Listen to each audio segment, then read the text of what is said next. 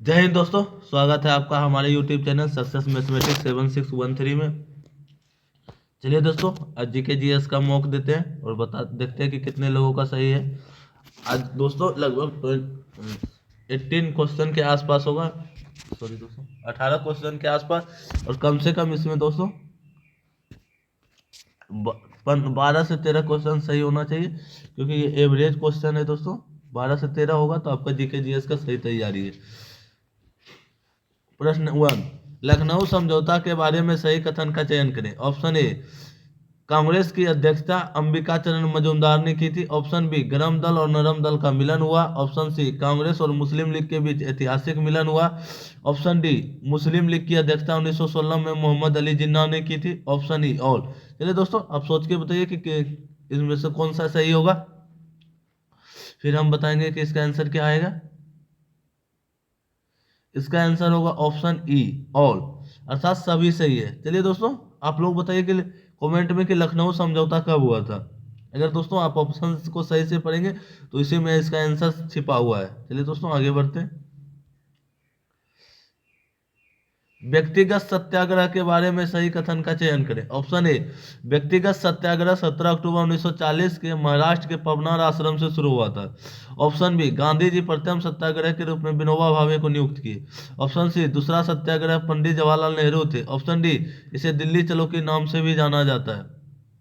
चलिए दोस्तों, आप लोग सही जवाब दीजिए, क्या होगा इसका आंसर, या इसका आंसर होगा ऑप्शन ई ऑल। चलिए दोस्तों, आप लोग के पास 5 सेकेंड का टाइम है। चलिए दोस्तों, 5 सेकेंड हो चुका है। इसका आंसर होगा ऑप्शन ई ऑल, अर्थात सभी सही है। आगे बढ़ते हैं दोस्तों। नेपाल हिमालय किन दो नदियों के बीच है। ऑप्शन ए, सिंधु से सतलज नदी, सतलज से काली नदी, काली से तिस्ता नदी, तिस्ता से दिहांग नदी। इसका आंसर होगा ऑप्शन ए, सिंधु से सतलज नदी। सॉरी दोस्तों, सिंधु से सतलज नहीं होगा। इसका आंसर होगा ऑप्शन सी, काली से तिस्ता नदी।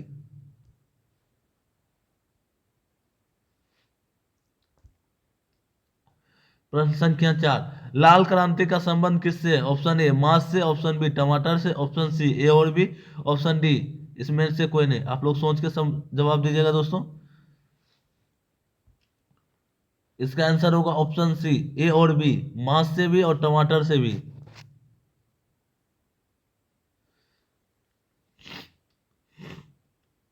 ग्रे क्रांति का संबंध किससे है। ऑप्शन ए, उर्वरक क्रांति से। ऑप्शन बी, टमाटर उत्पादन से। ऑप्शन सी, खाद्यान्न से। ऑप्शन डी, दलहन से। ये आरपीएफ एसआई में क्वेश्चन पूछा गया था दोस्तों। इसका आंसर होगा ऑप्शन ए, उर्वरक क्रांति से। आरपीएफ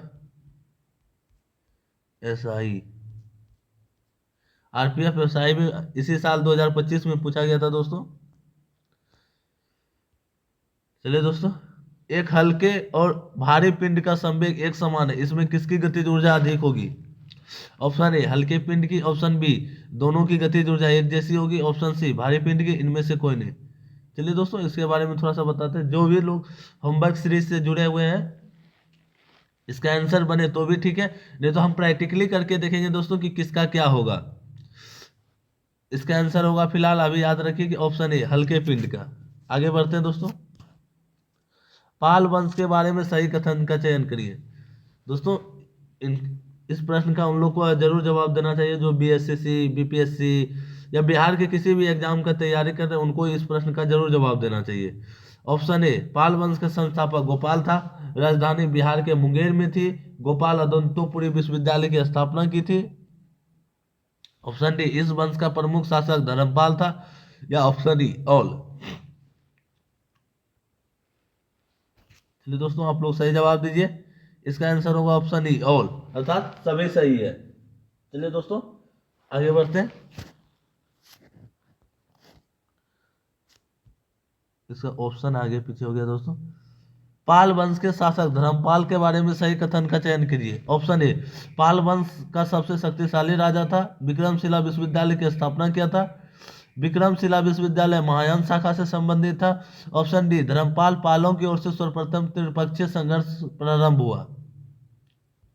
त्रिपक्षीय संघर्ष के बारे में जानते होंगे दोस्तों। तीन से राजा, कभी एक, इधर से राष्ट्रकूट, पाल एक तो अभी कंफर्म नहीं है दोस्तों, हाँ सत गुर्जर प्रतिहार वंश के शासक थे, वो तीनों आपस में लड़ते रहते थे।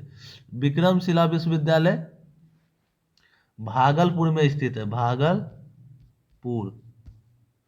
भागलपुर में स्थित है। इसका आंसर होगा दोस्तों, एक ऑप्शन होना चाहिए इसमें, ई नंबर, ऑल, अर्थात सभी सही है। चलिए दोस्तों आगे बढ़ते हैं। उत्तर प्रदेश हाईकोर्ट का मुख्यालय कहाँ है? Option A Lucknow, option B Allahabad, option C Ghaziabad, option D सभी जगह। इसका आंसर होगा ऑप्शन बी इलाहाबाद। दोस्तों जैसे बिहार की राजधानी का बिहार की राजधानी पटना है तथा हाई कोर्ट का मुख्यालय पटना है, उसी भी तरह जिस राज्य के हाई कोर्ट का मुख्यालय उसकी राजधानी में नहीं, उसके एक बार आप लोग जरूर देख लीजिएगा। और उस तरह अगर याद कर लीजिएगा कि जिसके मुख्यालय हाई कोर्ट का मुख्यालय उसकी राजधानी में नहीं है, तो जितना बचेगा उसका मुख्यालय उसकी राजधानी में है। चलिए दोस्तों, आएगा हाई कोर्ट का चैप्टर होमवर्क सीरीज में, तो हम वो भी पढ़ेंगे, कैसे पढ़ेंगे वो भी बताएंगे। आगे बढ़ते हैं। सर्वप्रथम हाई कोर्ट का गठन कब हुआ? Option A 1862, option B 1863, option C 1864, option D 1865। इसका आंसर होगा ऑप्शन ए 1862 ईस्वी में।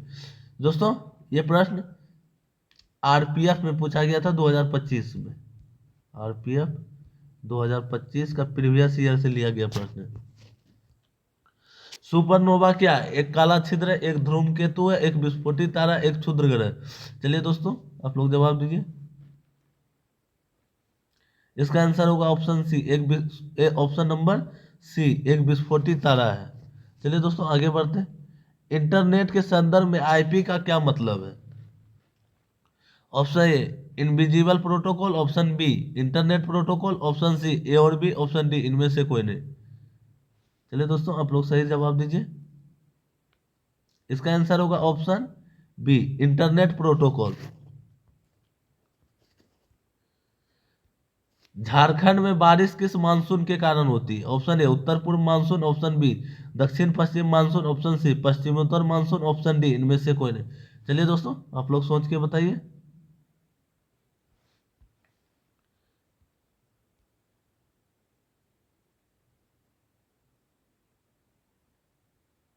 इसका आंसर होगा ऑप्शन बी दक्षिण पश्चिम मानसून।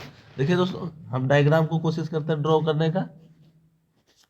ये उत्तर हो गया और ये दक्षिण हो गया, ये पश्चिम हो गया। चलिए दोस्तों यहाँ डायग्राम हो नहीं पा रहा है, कहीं कभी दूसरे चैप्टर में देखेंगे। उत्तर भारत के मैदान की 3 प्रमुख नदियां से बना है, वह कौन कौन सी नदी है? Option A Ganga, option B Sindhu, option C Brahmaputra, option D all. चलिए दोस्तों आप लोग सही जवाब देने का कोशिश कीजिए। इसका आंसर होगा ऑप्शन डी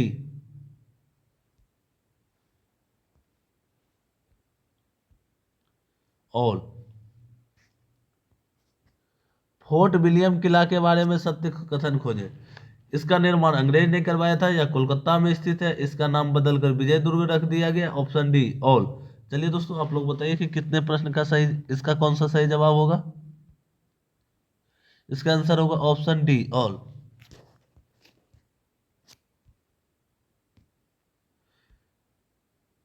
चलिए दोस्तों थोड़ा ऑप्शन दूर दूर चला गया है, इसको पढ़ के पहले से पढ़ लेते हैं। अब तक कितने लोगों को 2 बार नोबेल पुरस्कार मिल चुका है? Option A 5, option B 6, C और डी में देख लेते क्या दोस्तों। Option C 7, option D 8। आप लोग बताइए दोस्तों कितने लोगों को 2 बार नोबेल पुरस्कार मिल चुका है? इसका आंसर है ऑप्शन ए 5। चलिए दोस्तों आप लोग का कंफ्यूजिंग होगा कि आप बहुत जगह 2 या 3 पढ़े होंगे, अगले प्रश्न में ही उस कंफ्यूजिंग को हम लोग दूर कर लेते हैं।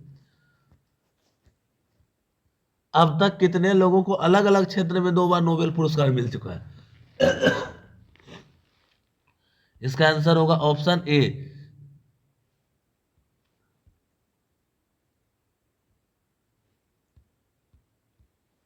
Option A. अब तक 2 लोगों को नोबेल पुरस्कार अलग अलग क्षेत्रों में मिल चुका है। दोस्तों टोटल 5 लोगों को 2 बार नोबेल पुरस्कार मिला है। 5 लोगों में वो लोग भी शामिल है जो एक ही विषय में 3 लोग वो लोग शामिल है जिसको कि एक ही विषय में 2 बार नोबेल पुरस्कार मिला है, और 2 लोग ऐसे हैं। चलिए दोस्तों पहले इसको मिटाते हैं, यहाँ 5 लिखा है चीज।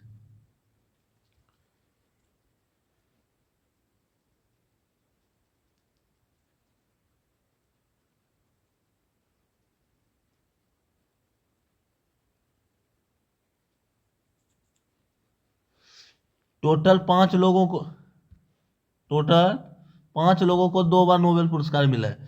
2 लोग ऐसे हैं जिसको कि अलग अलग क्षेत्र में मिला है, और 3 लोग ऐसे हैं कि एक ही क्षेत्र में 2 बार नोबेल पुरस्कार मिला है। 2 लोग ऐसे हैं जिसको कि अलग अलग क्षेत्र में, और 3 लोग ऐसे हैं कि जिसको एक ही क्षेत्र में 2 बार नोबेल पुरस्कार मिला है। चलिए दोस्तों यही प्रश्न था। स्टैटिक का भी दोस्तों अलग से आपको पढ़ना पड़ेगा, ये नहीं कि स्टैटिक में हम खाली खेल पुरस्कार पढ़ लिए बस हो जाएगा। जहां भी लगे कि स्टैटिक है उसको अलग तरीका से पढ़ना होगा। इसी तरह 1-2 करके स्टैटिक्स को हम कवर करेंगे दोस्तों। मिलते हैं अगले वीडियो में, तब तक रखिए अपना ख्याल। जय हिंद, जय भारत, वंदे मातरम।